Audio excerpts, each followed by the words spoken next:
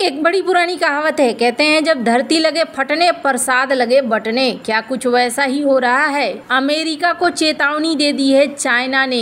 इसके बावजूद अमेरिका ने ताइवान के लिए एक बड़ा कदम उठाया है। तो इन सब के बीच में अब क्वाड की याद आ गई अमेरिका को, और क्वाड के लिए इसरो के पास पहुंचा है अमेरिका। जियोपॉलिटिक्स में बहुत कुछ चल रहा है, हमेशा की तरह जानने को मिलेगा बहुत कुछ। आइए जानते हैं इन खबरों को विस्तार से। चीन की सेना इन दिनों ताइवान को चौतरफा घेर कर सैन्य अभ्यास के नाम पर बारूद बरसा रही है। चीन की कोशिश ये है कि ताइवान के नए राष्ट्रपति को डराया जाए, जिन्होंने हाल ही में कमान संभाली है। वहीं ताइवानी राष्ट्रपति ने भी अपने इरादे साफ कर दिए हैं और ड्रैगन के आगे झुकने से इनकार कर दिया है। ताइवान की सेना ने भी मिसाइलों से लेकर फाइटर जेट तक की तैनाती करके चीन को कड़ा संदेश दिया है। चीन ने पिछले 2 दशक में भारत से लेकर दक्षिण चीन सागर तक विभिन्न क्षेत्रों में अप्रत्याशित तरीके से आक्रामक दावे करने शुरू कर दिए हैं, जिससे तनाव भड़कने लगा है। दुनिया की फैक्ट्री बन चुके चीन ने खरबों डॉलर खर्च करके अपनी सेना को हाइपरसोनिक मिसाइलों से लेकर 5वीं पीढ़ी के फाइटर जेट से लैस किया है। ड्रैगन का इरादा दुनिया के 6 देशों से युद्ध लड़ने का है। दरअसल चीन अपने एक सपने को पूरे करने के अभियान में है और इसका साल 1840 से 42 तक लड़े गए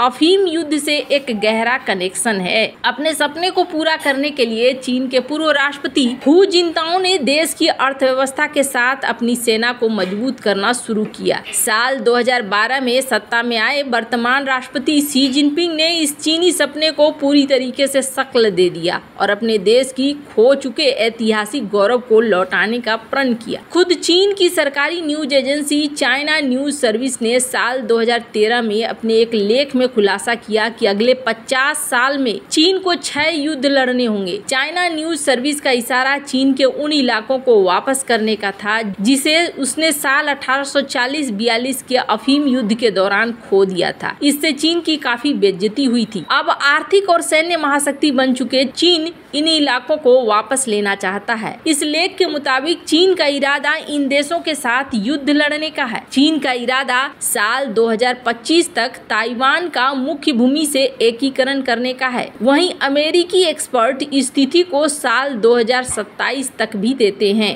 ताइवान में नए राष्ट्रपति के आने के बाद चीनी सेना ने बहुत बड़े पैमाने पर सैन्य ड्रिल शुरू की है। विश्लेषकों का कहना है कि ये ताइवानी राष्ट्रपति को डराने की कोशिश है, जो खुलकर चीन का विरोध कर रहे हैं। चीन की पहले कोशिश थी कि शांतिपूर्ण तरीके से एकीकरण हो जाए, लेकिन अब ऐसा होता हुआ नहीं दिख रहा है। ताइवान की रणनीति है कि अमेरिका की मदद से यथास्थिति को बहाल रखा जाए। वहीं चीन अमेरिका से लेकर ताइवान तक को आंखें दिखा रहा है और बड़े पैमाने पर हथियार बना रहा है। चाइना न्यूज सर्विस के मुताबिक चीन का इरादा 2025 से 2030 के बीच में ताइवान के एकीकरण के बाद दक्षिण चीन सागर में अपनी पकड़ को मजबूत करना है। चीन के निशाने पर वियतनाम और फिलीपींस हैं, जो चीनी आक्रामकता का खुलकर जवाब दे रहे हैं। हाल ही में फिलीपींस ने भारत से ब्रह्मोस मिसाइल भी खरीदी है। साल 1914 में ब्रिटिश सरकार और चीन के बीच बातचीत के बाद शिमला समझौते के तहत मैकमोहन लाइन बनी थी।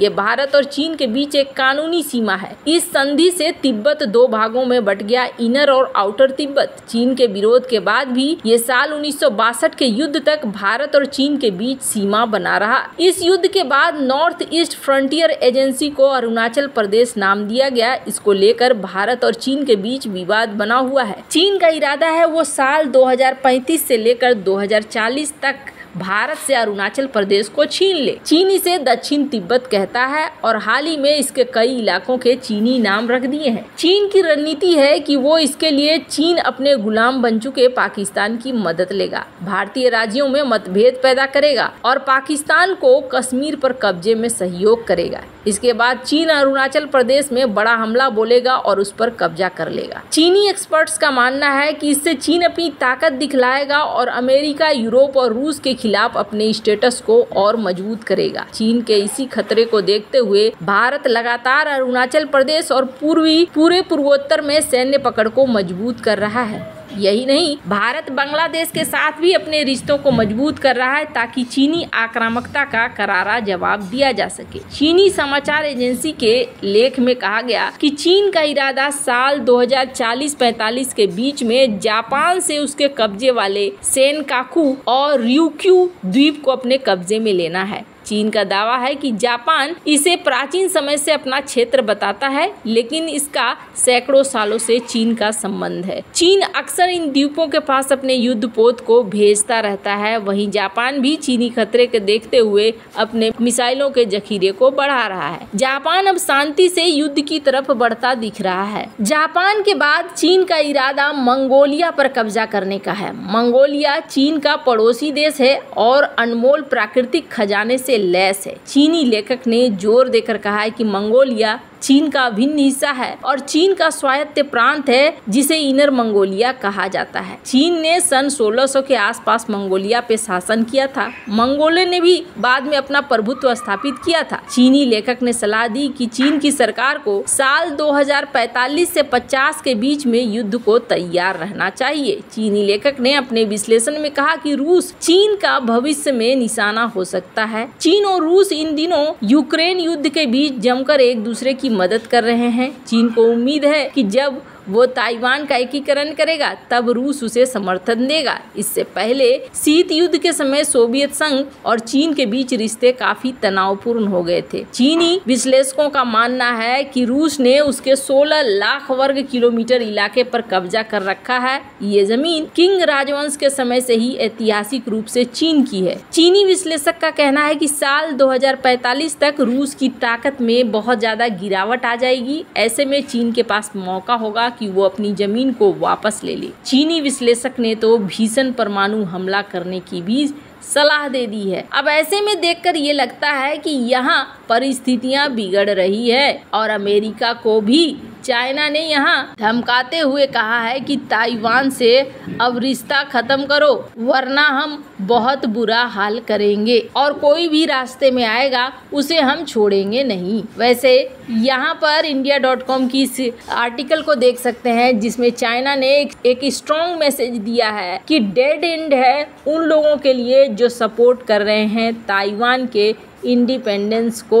और इस सब के बीच में अमेरिका ने WHO में ताइवान को बुलाने के लिए समर्थन देना शुरू कर दिया है। मतलब अमेरिका भी यहाँ पीछे नहीं हट रहा है। अमेरिका रक्षा मंत्री और ताइवान के डिफेंस मिनिस्टर के बीच में भी एक बैठक होनी है, बातचीत होनी है। जहाँ एक तरफ ये सब कुछ हो रहा है तब जाकर अब अमेरिका को क्वाड की याद आई है और क्वाड के लिए अमेरिका भागा भागा इसरो पर पहुंचा है। कमाल की बात है, इसरो से एरिक गारसेटी जो कि राजदूत है वो कह रहे हैं ऐसा करो ना, एक सैटेलाइट क्वाड के लिए बनाओ जो क्वाड देशों के लिए काम आए और इस सैटेलाइट से हम क्वाड देशों को लाभ पहुंचा सके। स्क्रीन पर आप देख सकते हैं उनके द्वारा किए गए ट्वीट को और साथ ही साथ वो इसरो गए। इसरो में उन्होंने मुलाकात की। इसरो के चेयरमैन डॉक्टर S सोमनाथ से भी इन्होंने मुलाकात की। अब जाकर अमेरिका को क्वाड की याद आ रही है। वैसे आपको क्या लगता है इन सब मामले में, आपकी क्या राय है, कमेंट कर जरूर बताएं। जल्द मिलते हैं अगले वीडियो में नई खबर के साथ।